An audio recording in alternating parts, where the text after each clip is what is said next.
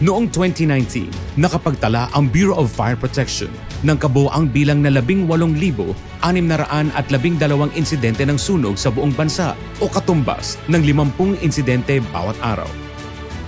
Ang sunog ay maaaring sumiklab kahit saan at kahit anong oras. Ito ay maaaring magdulot ng iba't ibang panganib maging ng kamatayan. Maaaring matupok ng apoy ang ating mga ari-arian sa loob lamang ng ilang minuto. Upang ito ay maiwasan, ano ang dapat gawin? Ang bilang ng casualty sa isang sunog ay maaaring mabawasan ng hanggang 80% kung mayroong fire extinguisher sa bawat bahay o gusali. Bakit mahalaga ang pagkakaroon ng fire extinguisher? Hindi ba ito delikadong gamitin? Bago natin sagutin, may trivia muna tayo. Alam niyo ba na ang fire extinguisher ay unang naimbento noong 1723? Ito ay halos 300 taon nang umiiral. Sa Pilipinas, ang pinakakaraniwang uri ng fire extinguisher ay ang dry chemical fire extinguisher. Ito ay may lamang monoammonium phosphate. Ito ay pulbos na ang kulay ay mapusyaw na dilaw. Ang nakasanayan nating fire extinguisher ay may hawakan, safety pin, isa pang hawakan o pressure gauge, at ang discharge hose kung saan lumalabas ang kemikal. Sa loob nito ay may isang tubo at maliit na gas canister. At syempre, ang dry chemical powder. Sa Pilipinas, ito ang ginagamit natin upang mauri ang mga sunog. A. Sunog na maaaring magmula sa kahoy, papel, tela o basura. B. Sunog na maaaring magmula sa gasolina, langis, pintura at iba pang nasusunog na material. C. Madalas na nagsisimula sa short circuit ng kuryente. D. Apoy na sanhi ng combustible metals tulad ng mga kemikal na aluminum, magnesium at titanium. K. Apoy mula sa fats at mga langis o cooking oil. Tingnan ng isang ordinaryong fire extinguisher.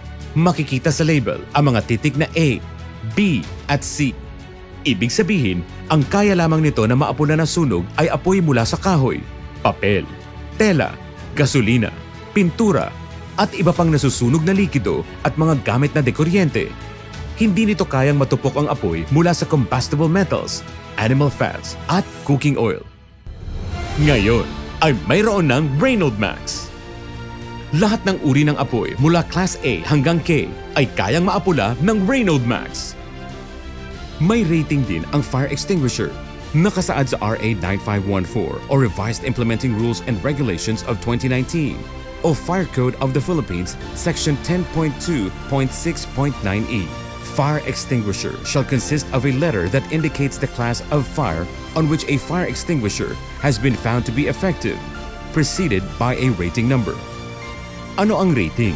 Nakasaad din sa RA 9514 na ang low type of hazard ay kailangan may 2A at 5B na minimum rating ng fire extinguisher. Sa moderate naman ay dapat may 3A at 10B at sa high dapat mayroong 4A at 40B. Ang Reynolds Max ay may rating na 3A, 13B at 21B, kaya pasok ito hanggang sa moderate type of hazard. Paano naman ang high type of hazard? Nakalagay din sa RA 9514 na 2A rated fire extinguisher provided that they are installed adjacent to each other, may be used to fulfill the requirements of 1 3A or 4A rated extinguisher. Kaya kapag pinagtabi ang dalawang Reynolds Max na 3A, mayroong ka ng 6A. Sa B naman, kapag pinagtabi ang dalawang Reynolds Max na 21B, mayroon ka ng 42B, kaya pasado na ito para sa high type of hazard. Kami ay tiwala na ang Reynolds Max ay mas malakas sa sunog. Kaya nitong matupok ang apoy sa bahay, sa mga sasakyan, sa mga kagamitan, at mga katulad nito. Sa Reynolds Max, maaari ka magluto na walang pangamba ng pagliyab ng apoy. Maaari ka magplansya na walang takot na paglikha ng sunog. Maaari mo pa rin gamitin ang iyong 2 dekada ng kotse at hindi mo aalalahanin ang overheating dahil kaya ng Reynolds Max na maapula ang apoy. Sa Reynolds Max, ligtas ang iyong bahay, sasakyan at iba pang mahahalagang bagay. Kailangan ng fuel, oxygen at heat para makalikha ng apoy. Ito ang tinatawag na tetrahedron of fire o fire triangle. Ang ginagawa ng isang tipikal na fire extinguisher upang maapula ang apoy ay tinatanggal o pinapaunti nito ang oxygen. Gayunman, dahil ang oxygen ay nasa hangin, Ang reignition o ang muling pagliyab ng apoy ay mangyayari kapag naubos ang laman ng fire extinguisher. Sa kabilang banda, maiiwasan ang reignition kapag ang gamit ay Reynolds Max dahil pinapalibutan nito ng nitrogen-propelled foam ang fuel o gatong at tinatanggal nito ang heat o init sa halip na puksain ang oxygen, na ang resulta ay mas ligtas at mas mabisang pamatay-apoy. Nais mo pa ba ng dagdag na impormasyon tungkol sa Reynolds Max? At bakit kailangan Reynolds Max ang iyong piliin at hindi ang ibang ordinaryong fire extinguisher? Ang Reynolds Max Aerosol Fire Extinguishing Spray ay ginawa sa Lithuania. Bago pa lamang ang produktong ito na simulang gawin noong 2012. Hindi tulad ng traditional na fire extinguisher, hindi na kailangan na espesyal na pagsasanay upang magamit ang produktong ito. Buksan lamang ang takip at pagkatapos ay itutok ang nozzle sa apoy na may layong 3 metro tulad ng paghawak sa ordinaryong fire extinguisher. Pindutin ito at paligiran ng apoy hanggang ito ay matupok. Takpan pagkatapos gamitin. Maaari pang gamitin ang natira dito. Hindi tulad sa ordinaryong fire extinguisher na pagkatapos gamitin ay hindi na maaaring magamit ang tira. Ligtas gamitin ang Reynolds Max. Hindi mo kailangan mangamba na ito ay sasabog, hindi tulad ng tradisyonal na pamatay sunog. Mga patapong plastik, tukador na basag ang salamin at iba pang kalakal. Ito na lang ang naiwang alaala ni Jojo Tiosen matapos mamatay sa isang trahedya sa labas ng kanilang bahay. Tanghali ng March 13, makikita ang isang lalaking may tulak na kariton sa kahabaan ng Road 5 sa San Juan. Tumigil siya sa labas ng isang bahay. Maya-maya'y kitang lumapit si Jojo sa kariton. Kinuha niya ang isang fire extinguisher. Tinitigan niya ito, hinawakan ng 2 kamay at saka malakas na sumabog. Ayon sa kapatid ni Jojo, nalaslas ang kanyang leeg at nabali ang buto sa batok. Lumalabas sa investigasyon na ang ilalim ng fire extinguisher ang sumabog, kalawangin at may mga sugat na ang canister ng fire extinguisher kaya hindi na dapat gamitin. Na-imagine mo ba yung isang gulong na sa isang truck na sumabog that can even throw people away? Ganun ka lakas, no? Yung pressure. Ayon sa BFP, may fire extinguisher na tumatagal lang ng 2 hanggang 5 taon. Meron namang taon-taon ay kailangang ipatingin sa manufacturer. Ang Reynolds Max ay sinertipikahan ng MPA Dresden sa isang laboratorio sa Germany. Ang laman ng pamatay sunog na ito ay gawa sa Europa na nakatugon sa ISO quality standards. Kinikilala rin ng TÜV ang Reynolds Max bilang pasado sa standards ng Philippine Fire Code. Maliit ang Reynolds Max, subalit mabisa ito na pamatay sunog sa maraming uri ng apoy. Wala itong yearly refill sa loob ng 5 taon. Tingnan ang iba pang international certifications na nakuha ng Reynolds Max. Balik tayo sa tanong, bakit kailangan Reynolds Max ang iyong piliin?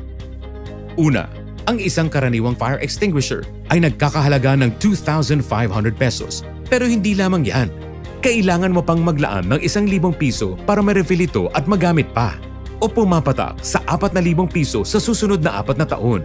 Gagastos ka ng kabuang 6,500 pesos sa loob ng 5 taon. Bakit kailangan na 5 taon? Sapagkat ito ang haba ng buhay ng canister bago masira. Ibig sabihin, hindi mo na maaaring magamit ang canister pagkatapos ng 5 taon. Ngayon, nais namin ipakita ang iba pang gastos sa pagmamantina ng isang karaniwang fire extinguisher. Una sa lahat, kailangan mo matiyak na hindi barado ang hose. Hindi gagana ang unit kapag deformed ang rubber o ring.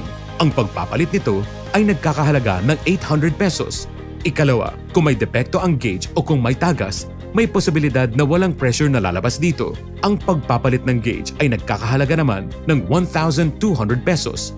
Ikatlo, ang pagkupas ng label ay maaaring magresulta sa sapilitang pagpapalit kapag nagsisiyasat ang fire inspectors. Ang hindi pagsunod sa pagpapalit ay maaaring manghahulugan ng pagkaantala sa aplikasyon ng safety clearance. Panghuli, pagkaagnas o corrosion. Hindi mo na maaaring magamit ang fire extinguisher bilang pag-iingat. Sa Reynolds Max, walang dapat ipabahala dahil ito ay ligtas at non-corrosive. Ang presyo ng Reynolds Max ay mula 2,999 pesos at hindi tataas sa 3,999 pesos. Hindi ito gaanong kamahal kumpara sa iba kung isa sa alang-alang ang kalidad, pagiging mahusay, at epektibo nito. Sa Reynolds Max, pumapatak na gagastos ka lamang ng 599.80 pesos hanggang 799.80 pesos bawat taon. Kung pag-uusapan naman ng kalidad, hindi naman kailangan ang maintenance sa Reynolds Max. Walang pagbabara ang hose, walang magiging depekto o tagas, at walang pagkupas ng label o corrosion. Hindi mo na kailangan gumastos pa taon-taon para sa refill. Ginagantirihan namin na hindi ito kailangan ng refill. Ang galing, di ba?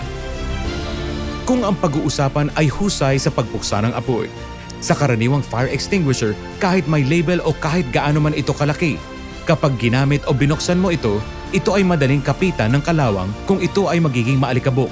Ito ay nakakalason at highly explosive o sumasabog. Ang karaniwang fire extinguisher ay mas malaki at mas mabigat kumpara sa magaan na Reynolds Max. Maaari itong gamitin kung kinakailangan. Kung may maliit na apoy, maaari itong patayin gamit ang Reynolds Max. Pagkatapos ay takpan itong muli, itabi at gamitin muli kung kinakailangan. Hindi ito naaagnas, ito ay portable at napakadaling gamitin.